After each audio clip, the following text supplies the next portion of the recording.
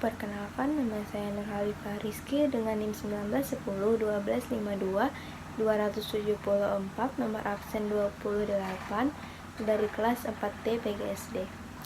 Pengertian media pembelajaran menurut Letuheru 1988, media pembelajaran adalah semua alat bantu atau benda yang digunakan untuk kegiatan belajar mengajar dengan maksud menyampaikan pesan informasi pembelajaran dari sumber yaitu guru maupun sumber lain kepada penerima, dalam hal ini anak didik atau warga belajar.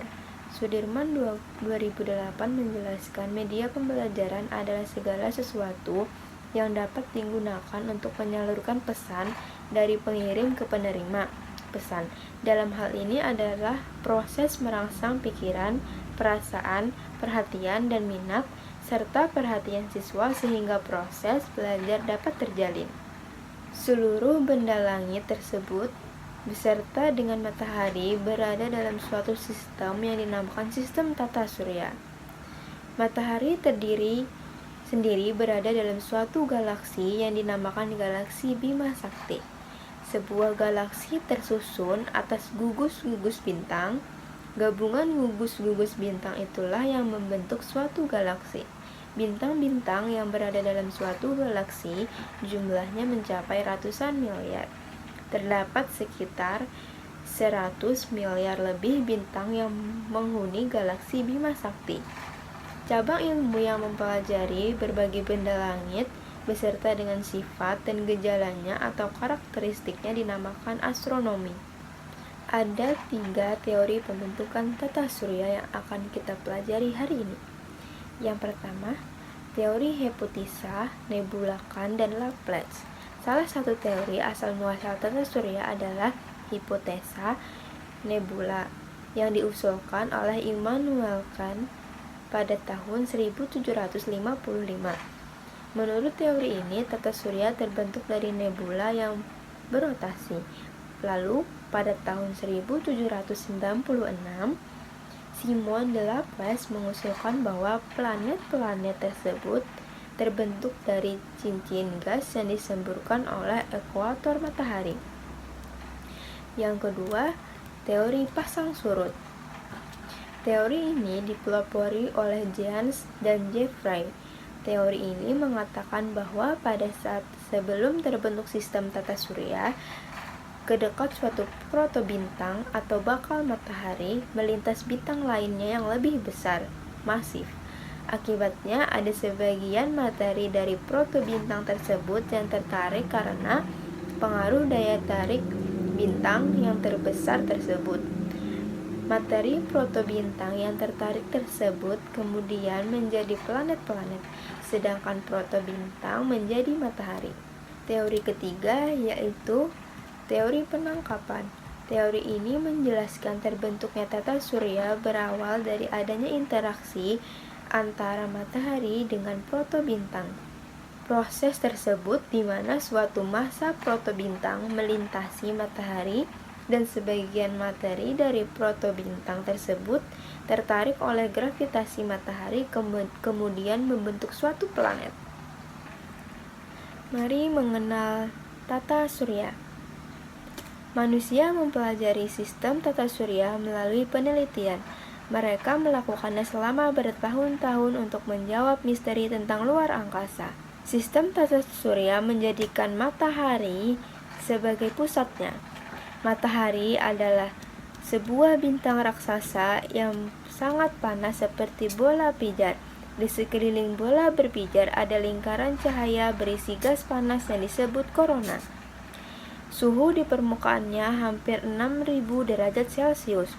Suhu panasnya dapat membakar segala sesuatu hingga 97 km. Suhu inti matahari mencapai 15 juta derajat Celcius. Namun matahari hanya tergolong bintang sedang. Masih banyak bintang besar yang jauh lebih besar dan lebih panas dari matahari. Planet apa yang terdekat dengan matahari? Planet ini bernama Merkurius. Planet Merkurius sulit terlihat di langit pada malam hari jika dilihat dari bumi. Planet Merkurius berjarak 58 juta kilometer dari matahari. Merkurius baru terlihat setelah matahari terbenam atau sebelum matahari terbit.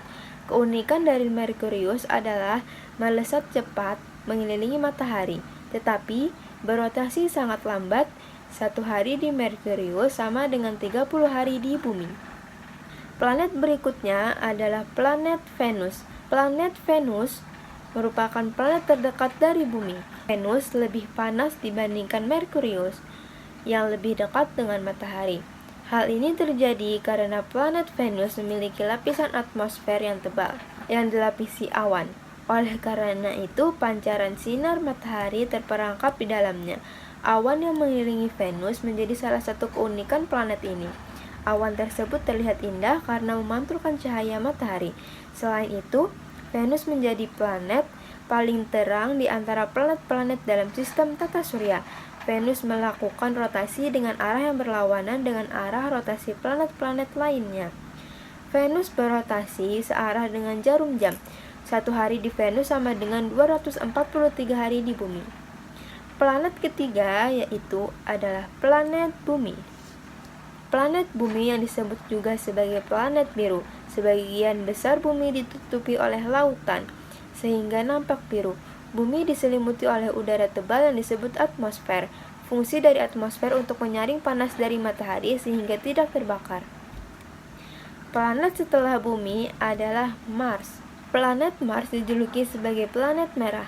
Planet ini disebut paling menyerupai bumi. 1 hari di Mars sama dengan 24,6 jam di bumi. Ia juga memiliki kutub yang diselimuti es. Suhu udara di Mars lebih dingin daripada suhu di bumi, yaitu sekitar 63 derajat Celcius di bawah nol. Karena letak Mars yang lebih jauh dari matahari dibanding bumi, Mars juga memiliki lapisan atmosfer, namun lebih tipis dibanding bumi. Planet kelima adalah planet Jupiter. Planet Jupiter adalah planet terbesar di dalam tata surya. Suhu di planet ini pun sangat rendah, mencapai kurang lebih minus 100 derajat Celcius. Planet Jupiter merupakan planet yang sebagian besar terdiri dari atas gas. Terletak inti planetnya pun jauh di tengah. Planet ini memiliki bintik merah yang ternyata merupakan badai raksasa. Planet ke-6 dalam sistem tata surya adalah planet Saturnus. Saturnus terlihat memiliki cincin yang melingkari tubuhnya. Cincin tersebut terdiri atas lingkaran bebatuan, debu, dan es yang terperangkap dalam orbit mengelilingi planet tersebut.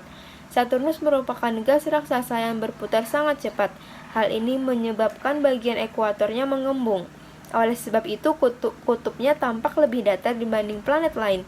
Saturnus memiliki beberapa satelit yang lebih banyak dibanding bumi, yang hanya memiliki satelit 1. Salah satu satelitnya yang paling terkenal yang mengelilingi Saturnus adalah Titan. Planet Uranus merupakan planet ke-7 dalam sistem tata surya. Planet Uranus berputar miring karena porosnya yang hampir sejajar dengan orbitnya. Suhu di planet ini sangat dingin, yaitu sekitar minus 212 derajat Celcius. Planet yang berada di urutan paling jauh dari matahari adalah planet Neptunus. Planet ini tampak berwarna biru gelap dari kejauhan dan tidak memiliki permukaan yang nyata, sama halnya dengan Jupiter, Saturnus, dan Uranus.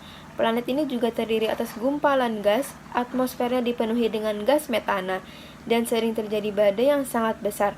Salah satu satelit yang mengelilingi Neptunus bergerak berlawanan arah dengan satelit-satelit dan planet-planet lainnya. Model dalam pengembangan ilmu pengetahuan. Para astronom masa lalu juga menggunakan model berupa benda 3 dimensi.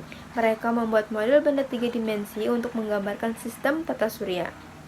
Dengan menggunakan bahan yang ada di sekitarnya, pada masa sekarang model tata surya kita dapat dibuat dengan cara yang sangat sederhana dan menggunakan benda atau bahan yang mudah didapat. Alat, bahan, langkah-langkah, dan penerapannya. Alat dan bahan. Yang pertama styrofoam, yang kedua karton, yang ketiga gunting, yang keempat lem, yang kelima spidol warna, yang keenam cat air.